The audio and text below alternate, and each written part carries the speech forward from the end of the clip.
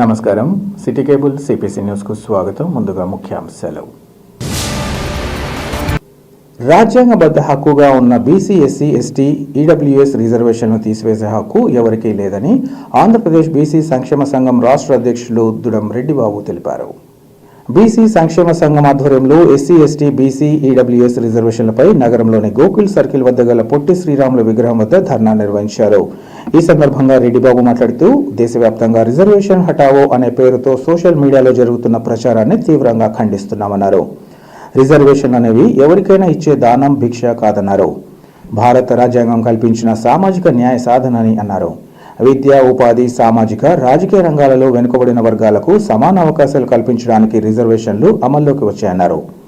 దేశంలో అనవసర ఉద్రిక్తతలు సృష్టించే ప్రమాదం ఉందని, ఇలాంటి ప్రయత్నాలను తాము వ్యతిరేకిస్తున్నామన్నారు. రాజ్యాంగబద్ధ రిజర్వేషన్ కాపాడే లక్ష్యంతో తాము చేస్తున్న పోరాటానికి అన్ని వర్గాలు కలిసి రావాలని పిలుపునిచ్చారు. ఈ కార్యక్రమంలో బీసీ సంక్షేమ సంఘ నాయకులతో పాటు ఎస్సీ, ఎస్టీ వర్గాల ప్రతినిధులు, ఇంకా నగర ప్రముఖులు పాల్గొన్నారు. నా పేరు దుడం రెడ్డిబాబు, ఆంధ్రప్రదేశ్ బీసీ సంక్షేమ సంఘం రాష్ట్ర అధ్యక్షుని. ఈరోజు కడప నగరంలో గోకులాడ్జ్ సర్కిల్లో మా నిరసన తెలియజేస్తున్నాం.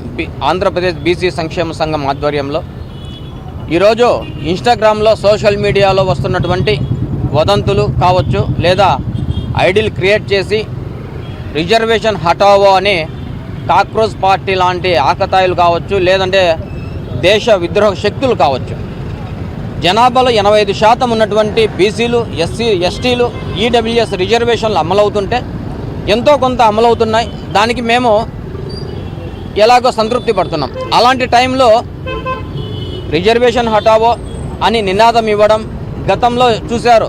జంతర్ మంతర్లో ఢిల్లీ స్థాయిలో కేంద్ర విద్యాశాఖ మంత్రి రాజీనామా చేయించారు. అదే తరహాలో ఇంకొక ఐడి క్రియేట్ చేసి రిజర్వేషన్ హటావో అంటున్నారు. మా రిజర్వేషన్ల జోలికి వస్తే ఒప్పుకునేది లేదు. అది కాంగ్రెస్ పార్టీ కావచ్చు, కాంగ్రెస్ పార్టీ కావచ్చు, ఆమ్ ఆద్మీ పార్టీ కావచ్చు, ఇంకొక పార్టీ కావచ్చు, ఏ పార్టీ అయినా సరే ఒప్పుకునే ప్రసక్తి లేదు. ఎస్సీ, ఎస్టీ, బీసీ, ఈడబ్ల్యూఎస్ రిజర్వేషన్ల జోలికి వస్తే మాత్రం ఒప్పుకునేది లేదు. మీలాంటి కాక్రోజులు కానీ లేదంటే క్రిమి కీటకాలు దేశంలో చొరబడ్డాయి. వాటిని ఎలా నిర్మూలించాలో, ఎలా కట్టడి చేయాలో కూడా దేశ ప్రధానికి తెలుసు. ఈ దేశ ప్రధాని బీసీ అయినందున మీరు ఇలాంటి ఉద్యమాలు తెరలేపుతారా? మత విద్రోహ శక్తులు మీరు వచ్చి ఇలాంటి రిజర్వేషన్ కావచ్చు, లేదంటే నీట్ కావచ్చు, ఎక్కడే కానీ నీట్కు సంబంధించిన విద్యార్థులు అక్కడ ఉన్నారా? మరి రిజర్వేషన్ ఇప్పుడు ఎందుకు వచ్చింది మీకు? దేశంలో రిజర్వేషన్ తీసేయాలంటే మొట్టమొదటిగా కులాలను తీసేయాలి. ఈ కులాలు ఉన్నంత వరకు రిజర్వేషన్ ఖచ్చితంగా ఉంటుంది. ఈ రిజర్వేషన్కు వ్యతిరేకులకు మేము ఖచ్చితమైనటువంటి వ్యతిరేకులము, రిజర్వేషన్ మద్దతుదారులము. ఎస్సీలు, ఎస్టీలు, బీసీలు సంఘాలన్నీ పెట్టుకొని ప్రతిరోజు మేము మా గలాన్ని ప్రభుత్వాలు వినిపిస్తుంటే ఈరోజు ఒక ఐడి క్రియేట్ చేసుకొని మీరు హటావో అంటారా? ఏ సోప్ చల్తానా, ఏ భారత్ ఇసే క్యాబీ కర్సక్తని, కుచ్బీ కర్సక్తని. సో అలాంటి వ్యక్తులకు మేము పక్కా వెనకాల ఉన్నాం. అలాగే జాతీయం చేయాలి. ఏమి చేయాలి?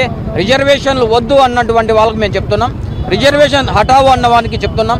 రిజర్వేషన్లు వద్దు అన్నప్పుడు భూములు జాతీయం చేయండి, ఉద్యోగాలు జాతీయం చేయండి, ఆస్తులు జాతీయం చేయండి. ప్రభుత్వ ఉద్యోగాలు రిజర్వేషన్ దామాషా ప్రకారం మాకు ఇవ్వండి. అలాగే ఎమ్మెల్యే సీట్లు కానీ, ఎంపీ సీట్లు కానీ, ముఖ్యమంత్రి సీట్లు కానీ బీసీలో జనాభా దామాషా ప్రకారం కేటాయించండి.